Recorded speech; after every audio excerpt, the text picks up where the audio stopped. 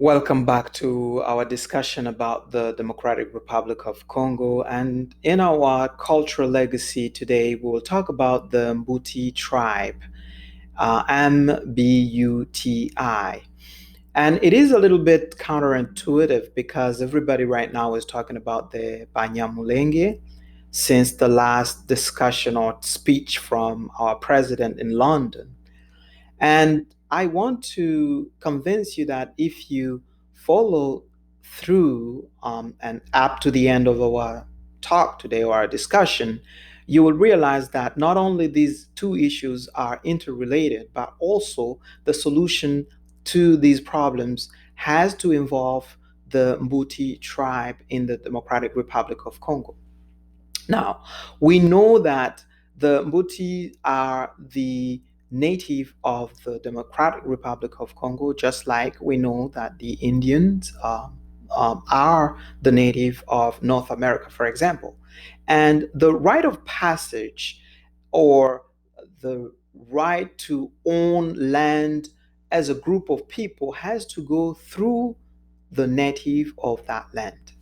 In North America, for example, you have the treaty. I'm not saying that they were perfect, but this is the mechanism by which land was given or that right was given or taken by the immigrated, the people who have immigrated into that land.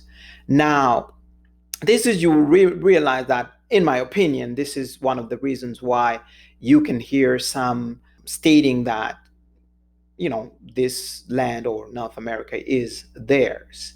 Hashtag make America great again. In the Democratic Republic of Congo, however, this kind of treaty was done through a blood covenant. And by that I mean every major king of every major tribe, or queen for that matter, had to have a child, a male child, with a Mbuti in the region where they were settling. And that's why, again, you can hear many Congolese consider themselves as true Congolese versus the fake ones who are not Congolese. Now, this is very important information, and for some reason, this is not taught in our schools. But I think it's a very important information because it allows us to address these kind of issues, like the issue of Banyamulenge, for example, because it allows us to frame the issue properly, but also allows to bring the right solutions once we have identified the true problem. And in terms of framing the issue, what I thought I could compare what is happening with the Banyamulenge in the Congo is what has happened with African Americans in the United States, for example. And just because there was an initial group of people that settled, and then there is a wave of other people who came, in this case, African Americans. I know very well that these points or these two situations differ on many other points, like the Banyamulenge came to Congo on their own will. They were not just taken by force and shipped.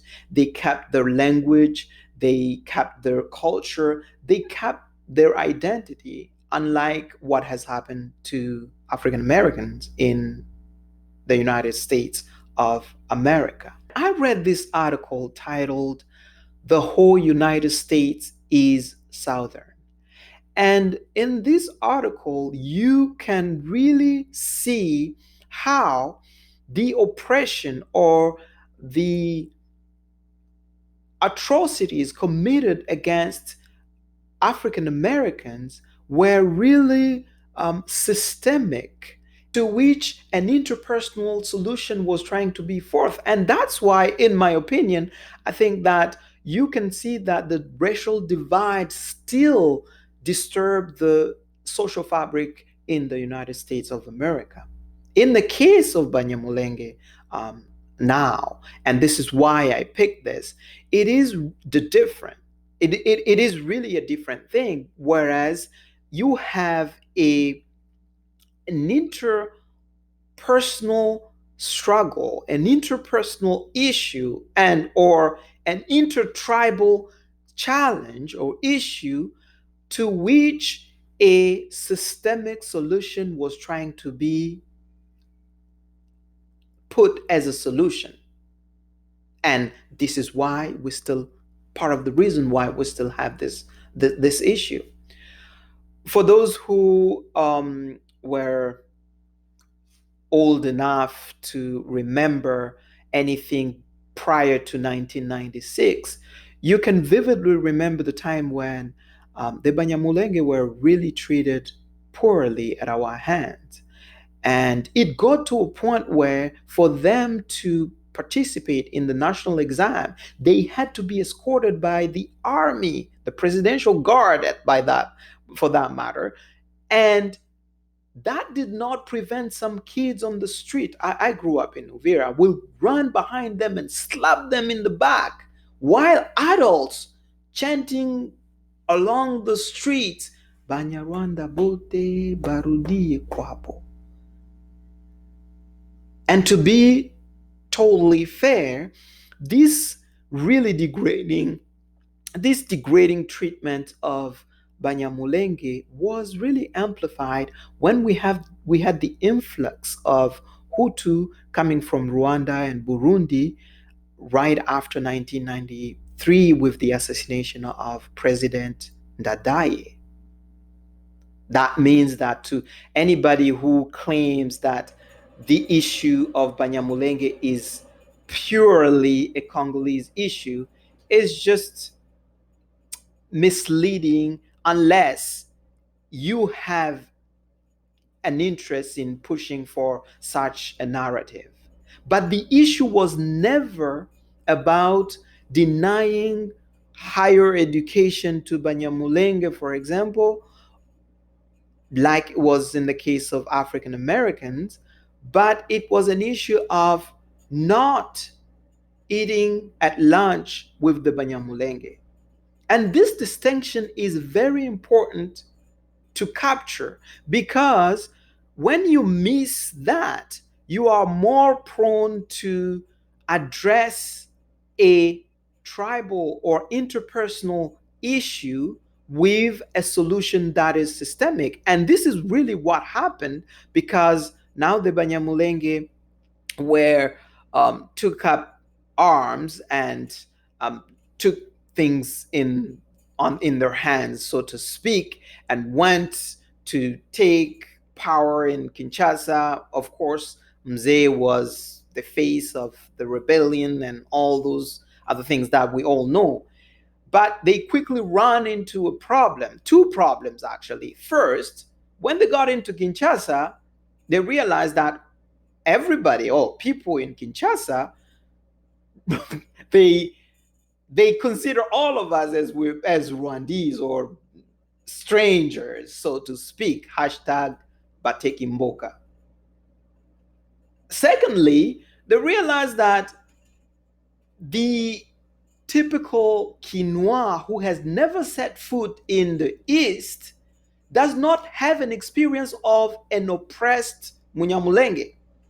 And the only experience they had now was an experience of a Munyamulenge as the oppressor. And when the power dynamic has shifted and the Banyamulenge were really more assertive, there were things that were done that were not really helpful for that cause because in the end, when Operation Mutebutsi and Laurent Kunda unfolded, the population in Kinshasa rose up and came to the rescue of the population in Bukavu.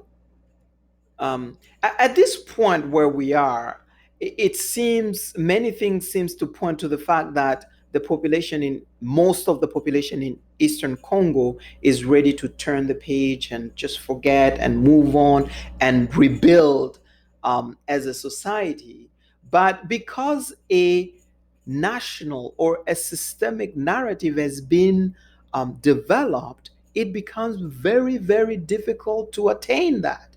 And this is why I feel like for our president to just go in London in front of an audience that is disconnected, obviously, with what is happening on the ground in the country and utter those words. I don't see how that is helpful to the Banyamulenge or anybody. And I'm not blaming our president because I think that his people, his entourage, should be aware of this kind of thing. I don't see really how this is helpful. Actually, this is really helping to frame this issue as a national, whereas as a national issue, whereas the Constitution is clear on that matter. And unless we change our approach, we will continue to be running into the same issues. And here's the kicker: while we're digging into our positions and feeling good about being right and making other people wrong, someone else is benefiting from all this nightmare. That someone is not a Munyamulenge, so to speak, or the normal, regular Munyamulenge, and it is not a regular Congolese. At the same time, the world keeps on running. Electronics and smartphones continue to be made by minerals coming from the Democratic Republic of Congo. The forest is being chopped, everything is being shipped out of the country, and we are just distracted with those things. It may be by design, but it is time really to think of a solution. And this brings me to the next part of why the Mbuti tribes are very important and are part of the solution.